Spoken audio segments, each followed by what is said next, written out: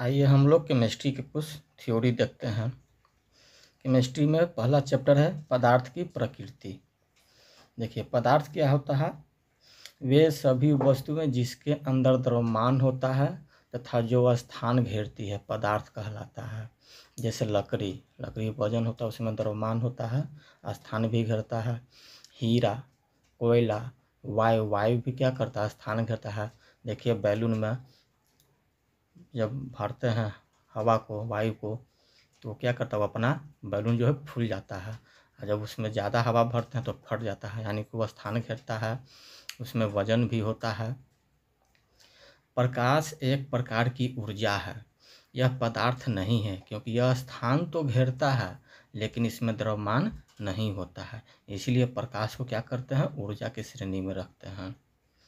देखिए पदार्थों का वर्गीकरण भौतिक आधार पर, रासायनिक आधार पर। भौतिक आधार पर पदार्थ को 3 भागों में बांटा गया है, ठोस, द्रव, गैस। रासायनिक आधार पर 2 भागों में बांटा गया है, शुद्ध, अशुद्धि, जिसमें कुछ मिश्रण मिला हुआ रहता है। शुद्ध में क्या क्या आता है, तत्व और यौगिक आता है।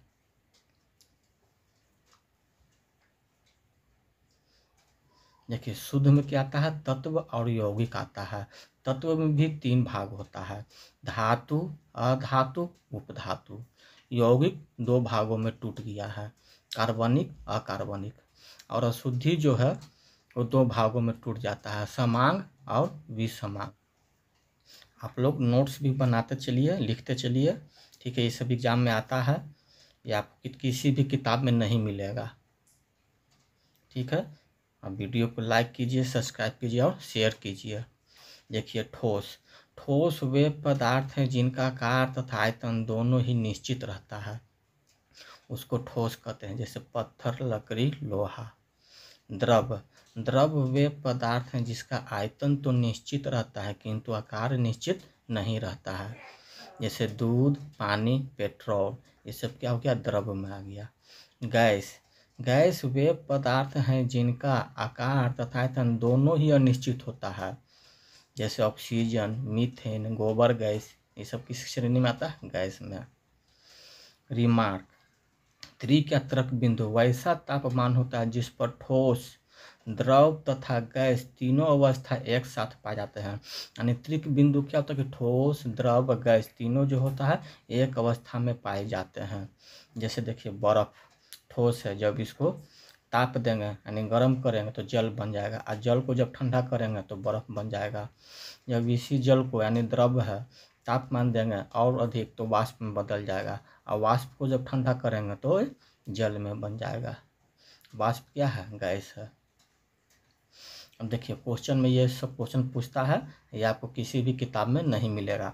घनत्व जो होता है सबसे अधिक ठोस में होता है, ठोस के बाद द्रव में, और सबसे कम घनत्व गैस में होता है। आयनिक आकर्षण बल सबसे अधिक ठोस में होता है, उसके बाद द्रव में, सबसे कम गैस में होता है।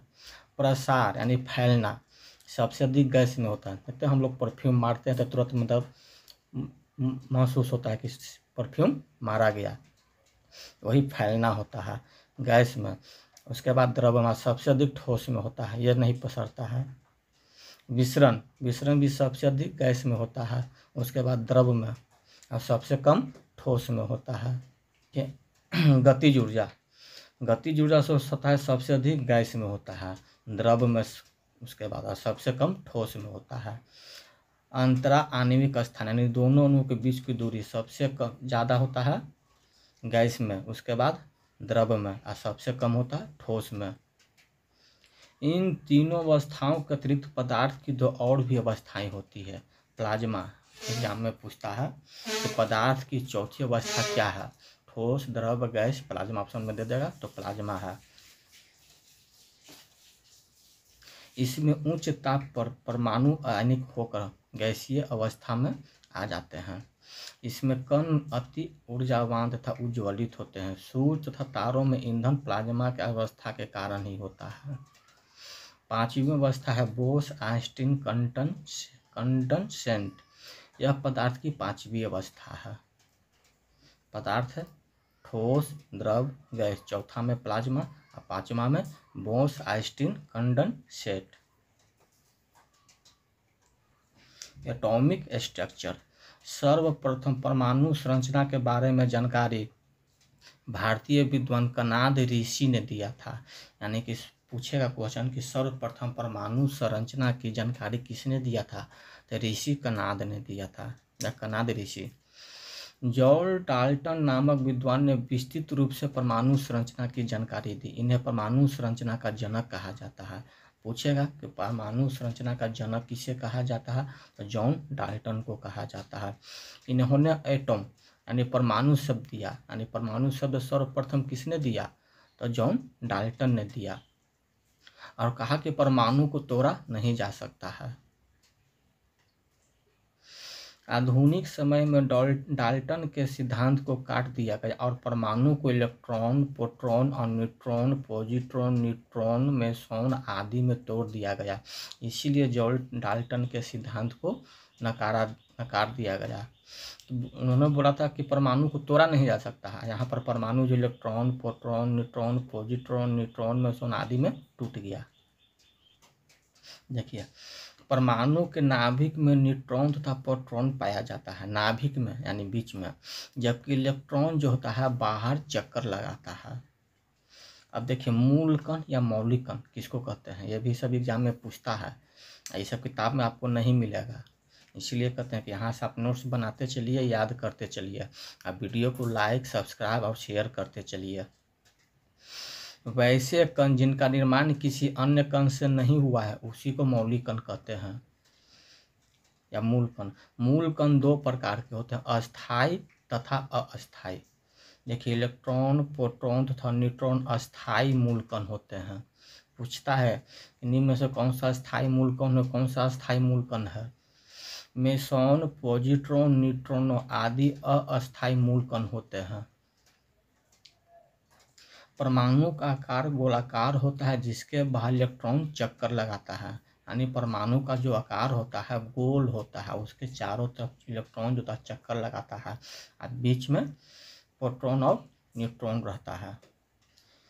परमाणु के केंद्र को नाभिक कहते हैं। देखिए, नाभिक पूछता है कितना बार कि परमाणु के नाभिक किसे कहते हैं, तो परमाणु के केंद्र को नाभिक कहते हैं, यानी न्यूक्लियस। इंग्लिश वर्ड भी इसको याद करते चलिए। कभी कभी नाभिक न देख इंग्लिश को ही हिंदी में लिख देता न्यूक्लियस। नाभिक धन आवेशित होता है। परमाणु का कुल द्रव्यमान नाभिक में ही पाया जाता है। पूछता है कि परमाणु का कुल द्रव्यमान कहाँ पर स्थित होता है, तो नाभिक में। नाभिक की खोज किसने किया है, तो रदरफोर्ड ने किया था। नाभिक के अंदर न्यूट्रॉन तथा प्रोटॉन पाए जाते हैं। कहाँ पर, नाभिक के अंदर में।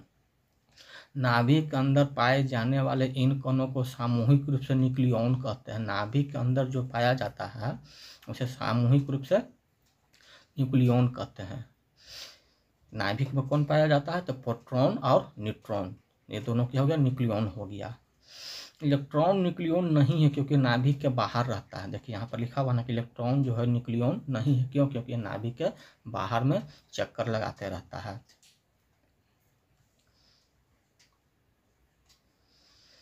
परमाणु की त्रिज्या को एंगस्ट्रॉम में नापते हैं। देखिए, 0 लिखा हुआ तो इसको एंगस्ट्रॉम कहते हैं। परमाणु की त्रिज्या कितना होता है, 10⁻⁻10 मीटर होता है, यानी 1 एंगस्ट्रॉम। नाभिक की त्रिज्या को फर्मी में नापते हैं। ये सब यूनिट हो गया, यूनिट है, इसको याद करते चलिए। पूछता है नाभिक की त्रिज्या कितना होता है, तो 10⁻15 मीटर, यानी 1 फर्मी होता है। परमाणु त्रिज्या नाभिक त्रिज्या से यानी 1,00,000 यानी 10⁵ गुना अधिक होता है। यानी परमाणु त्रिज्या नाभिक की त्रिज्या से 1,00,000 यानी 10⁵ गुना से अधिक होता है। देखिए, यहाँ पर डायग्राम है। ये सब डॉट डॉट डॉट डॉट जो है, ये सब बीच में, ये सब इलेक्ट्रॉन है। बीच में जो प्लस है ना, यहीं पर क्या रहता है, न्यूट्रॉन और प्रोटॉन रहता है। इसके चारों तरफ ये इलेक्ट्रॉन चक्कर लगाते रहता है। देखिए, परमाणु मॉडल, सर्वप्रथम परमाणु मॉडल जे थॉम्सन ने दिया। इन्होंने परमाणु को तरबूज के समान माना, अतः इस सिद्धांत को तरबूज सिद्धांत कहते हैं। जे थॉमसन थे परमाणु को तरबूज के समान माना, इसलिए से तरबूज का सिद्धांत यानी वाटरमेलन थ्योरी कहते हैं। इनके अनुसार तरबूज के लाल वाला भाग प्रोटॉन होता है, जबकि इलेक्ट्रॉन तरबूज के बीज के समान बिखरे होते हैं। इनके द्वारा प्रोटॉन की बताई गई स्थिति वास्तविकता से भिन्न थी। फिर आए रदरफोर्ड का परमाणु मॉडल। इस मॉडल को अल्फा प्रकीर्णन मॉडल भी कहते हैं।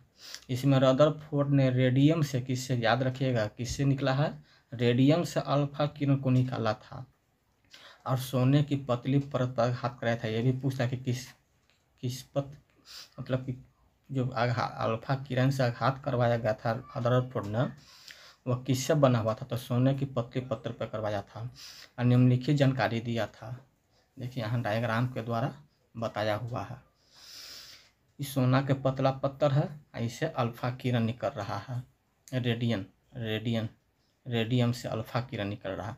तो देखें उन्होंने देखा कि कुछ किरण एकदम सीधा निकल जाता है, कुछ जो है टकरा करके आगे बिखर जाता है और कुछ जो किरण यहाँ से वापस लौट जाता है।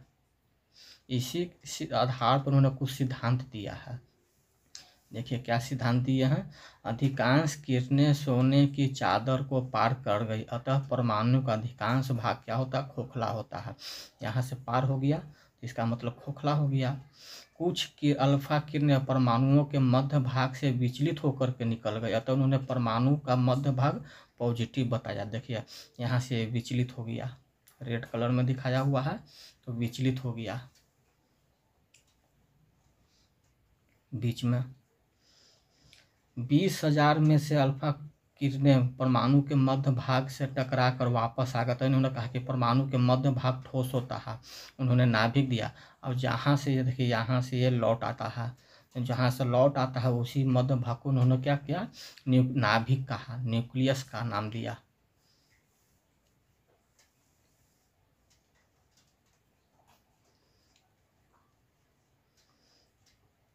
रदरफोर्ड के अनुसार नाभिक में प्रोटॉन रहता है, जबकि इलेक्ट्रॉन बाहर चक्कर लगाता है। देखिए मैक्सवेल साहब ने क्या सिद्धांत दिया। इन्होंने विद्युत चुंबकीय सिद्धांत का प्रतिपादन किया और बताया कि जब कोई कण वृत्तीय मार्ग पर चक्कर लगाता है तो ऊर्जा का उत्सर्जन यानी कि वो अपने ऊर्जा खोता है, अतः इलेक्ट्रॉन भी ऊर्जा का उत्सर्जन करेगा, जिस कारण उसकी ऊर्जा धीरे धीरे समाप्त हो जाएगी और इलेक्ट्रॉन नाभिक में गिर जाएगा, जिस कारण परमाणु का अस्तित्व समाप्त हो जाएगा। अतः मैक्सवेल ने रदरफोर्ड के परमाणु सिद्धांत को अस्थायी बताया। यानी मैक्सवेल साहब ने कहा था कि जब इलेक्ट्रॉन जो होता है वृत्तीय मार्ग पर चक्कर लगाता तो वह अपनी ऊर्जा जो है खो देता है और धीरे धीरे नाभिक में आके गिर जाता है। फिर उसके बाद कौन आया, बोर सिद्धांत आया। किसने दिया था, नील्स बोर ने दिया था। इसके अनुसार परमाणु के केंद्र में नाभिक रहता है, परमाणु के केंद्र में नाभिक रहता है, जब इलेक्ट्रॉन वृत्तीय कक्षा में चक्कर लगाता है। यानी केंद्र में नाभिक रहता है, इलेक्ट्रॉन द्वितीय कक्षा में चक्कर लगाता है। जब इलेक्ट्रॉन अपनी मूल कक्षा में चक्कर लगाता है तो वह ऊर्जा का उत्सर्जन नहीं करता है, किसी दूसरे कक्षा में चल जाता है, तब जाकर के इलेक्ट्रॉन अपनी ऊर्जा खोता है। जब इलेक्ट्रॉन नाभिक से दूर वाली कक्षा में जाता है अर्थात निम्न कक्षा से उच्च कक्षा में जाता है तो वह बाहरी स्रोत से ऊर्जा ग्रहण कर लेता है, अर्थात उसकी ऊर्जा बढ़ जाता है। देखिए एग्जाम में पूछता है कि जब कोई इलेक्ट्रॉन जो होता है नाभिक से दूर जाता है तो उसकी ऊर्जा में क्या परिवर्तन होता है, तो ऊर्जा बढ़ जाता है। नाभिक की ओर आएगा तो उसकी ऊर्जा घट जाएगा यानी कमी हो जाएगा। देखिए जब कोई इलेक्ट्रॉन नाभिक के दूर वाली कक्षा से नाभिक के समीप वाली कक्षा में आता तो ऊर्जा का उत्सर्जन नहीं करेगा, अर्थात उसकी ऊर्जा में कमी आ जाएगा। देखिए लिखा हुआ ऊर्जा में कमी आ जाता है। अब देखिए इलेक्ट्रॉन, प्रोटॉन, न्यूट्रॉन ये सब एग्जाम में पूछता है, बहुत इंपॉर्टेंट है। इलेक्ट्रॉन की खोज किसने किया, जे थॉमसन ने किया था। कब किया था, 1897 में। इसका द्रव्यमान कितना होता है, 9.1 × 10⁻³ kg। ये निगेटिव आवेश होता है इलेक्ट्रॉन। प्रोटॉन गोल्ड स्टीन 1919 में इसका खोज हुआ था। 1.6725 गुने 10⁻⁻27 kg होता है, ये पॉजिटिव होता है। न्यूट्रॉन का खोज चैडविक ने किया था 1932 में, इसका द्रव्यमान कितना होता है 1.6748 गुने 10⁻27 kg। इस पर कोई चार्ज नहीं रहता है। देखिए प्रोटॉन और न्यूट्रॉन में थोड़ा सा का फर्क रहता है, एग्जाम में ये पूछता है हमेशा। पावर दोनों का सेम रहता है, लेकिन जो वैल्यू रहता है डेसिमल के बाद वाला वो अंतर आ जाता है। देखिए एग्जाम में पूछता है ये सब। भार, सबसे ज़्यादा भार किसका होता है न्यूट्रॉन का, n से न्यूट्रॉन, उसके बाद प्रोटॉन का, सबसे कम होता है इलेक्ट्रॉन का। भेदन क्षमता भी सबसे ज़्यादा न्यूट्रॉन का होता है, प्रोटॉन का होता है उसके बाद, और सबसे कम इलेक्ट्रॉन का होता है। यही सब एग्जाम में पूछता है, बच्चा नहीं बनाता है, लूसेंट पढ़ के जाता है तब। इसलिए कहते हैं कि वीडियो को ज़्यादा से ज़्यादा लाइक कीजिए, सब्सक्राइब कीजिए और शेयर कीजिए, ताकि हमारा भी सपोर्ट बना रहे। तो हम आप लोगों को इस तरह से हैंड रिटेन नोट्स प्रोवाइड करवाते रहेंगे। इलेक्ट्रॉन, देखिए इलेक्ट्रॉन की खोज किसने किया था, जे थॉम्सन ने किया था। इसे कैथोड किरण भी कहते हैं। यानी पूछता है एग्जाम में कि निम्न में से कौन सा कैथोड किरण है, इलेक्ट्रॉन, प्रोटॉन, न्यूट्रॉन या इनमें से सभी। तो क्या किसको टिक लगाना है, इलेक्ट्रॉन को, क्योंकि ये कैथोड किरण है। इसका निरपेक्ष द्रव्यमान कितना होता है 9.1 × 10⁻31 kg। सापेक्षिक द्रव्यमान कितना होता है 0.00054 AMU, यानी AMU का मतलब एटॉमिक मास यूनिट हो गया, द्रव्यमान संख्या। आवेश कितना होता है -1.6 गुने 10⁻19 कूलम। इलेक्ट्रॉन का द्रव्यमान जो होता है हाइड्रोजन या प्रोटॉन की तुलना में 1/1837 या 1/1840 होता है। यह भी एग्जाम में पूछता है इलेक्ट्रॉन का द्रव्यमान हाइड्रोजन की तुलना में कितना होता है। तो दोनों में से कोई एक रहेगा ऑप्शन में दिया हुआ, उसको टिक लगा लीजिएगा। हाइड्रोजन की तुलना में 1/1837 और प्रोटॉन की तुलना में 1/1840 होता है। इलेक्ट्रॉन की ऊर्जा हमेशा ऋण आवेशित होता है, निगेटिव होता है। सापेक्षिक द्रव्यमान की तुलना हमेशा कार्बन 12 C12 के मतलब कार्बन 12 के एक अणु के 12वें भाग के द्रव्यमान से करते हैं। देखिए परमाणु द्रव्यमान इकाई यानी एटॉमिक मास यूनिट, कार्बन 12 के द्रव्यमान के 12वें भाग को एक AMU कहते हैं। इसे U से भी व्यक्त करते हैं। देखिए दिया हुआ U का मतलब यूनिफाइड एटॉमिक मास यूनिट। एक AMU बराबर 1.66 गुने 10⁻⁻27 kg, यानी कार्बन 12 के 12वें भाग का द्रव्यमान, कार्बन 12 का, इसी से हम लोग इसको तुलना करते हैं। प्रोटॉन का देखिए इसको P से या H1 से भी इसको डिनोट करते हैं। इसे एनोड भी कहते हैं। इसकी खोज किसने किया था, गोल्ड स्टीन ने किया था। और नामकरण किसने किया था, रदरफोर्ड ने। एग्जाम में पूछता है कि प्रोटॉन की खोज किसने किया, तो गोल्ड स्टीन ने। नामकरण किसने किया, तो रदरफोर्ड ने किया था। निरपेक्ष द्रव्यमान 1.6725 गुने 10⁻⁻27 kg। सापेक्षिक द्रव्यमान 1.00072 AMU। आवेश कितना होता है +1.6 गुने 10⁻⁻19 कूलम। न्यूट्रॉन, न्यूट्रॉन को इस तरह से सूचित करते हैं। इसकी खोज चैडविक ने किया था। इस पर कोई भी आवेश नहीं होता है, इसी कारण इसकी खोज में अधिक समय लगा। इसके निरपेक्ष द्रव्यमान कितना होता है 1.6748 गुने 10⁻⁻27 kg। सापेक्ष द्रव्यमान 1.0086 AMU। आवेश कितना होता है नो चार्ज यानी शून्य होता है। इसका द्रव्यमान हाइड्रोजन के द्रव्यमान के लगभग बराबर होता है, याद कर लीजिएगा। न्यूट्रॉन का द्रव्यमान जो होता है हाइड्रोजन के द्रव्यमान के लगभग में बराबर होता है। इलेक्ट्रॉन, प्रोटॉन तथा न्यूट्रॉन में न्यूट्रॉन अस्थायी गुण को दिखाता है, अर्थात किसी परमाणु में रहता है, किसी परमाणु में नहीं रहता है न्यूट्रॉन। इसी कारण इसको अस्थायी गुण दिखाता है। न्यूट्रिनो देखिए दिया हुआ इस तरह से इंडिकेट करते हैं। इसकी खोज पाउली ने किया था। इसका आवेश तथा द्रव्यमान शून्य होता है। सब क्वेश्चन में पूछता है एग्जाम में। न्यूट्रॉनिक आविष्कार किसने किया, तो तो पाउली ने किया। मोसोन या मेसान की खोज किसने किया? टिकोवा नामक विद्वान ने किया है। बोसोन की खोज किसने किया? सत्येंद्रनाथ बोस ने किया था।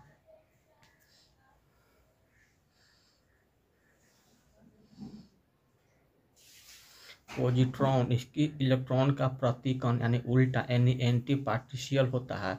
इसकी खोज एंडरसन ने किया था। एग्जाम में पूछता है कि इलेक्ट्रॉन का प्रतिकण कौन सा है निम्न में से?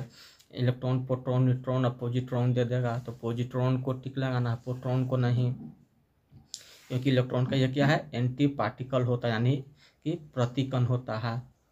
जब आप लोग सेट बनाते हैं तो यही सब क्वेश्चन आता है। ये सब क्वेश्चन छोड़ देता है क्योंकि लूसेंट में तो दिया हुआ है नहीं। निरपेक्ष द्रव्यमान 9.1 गुने 10 के पावर -31 kg होता है। आवेश कितना होता है? +1.6 गुने 10 के पावर -19 कूलम्ब होता है।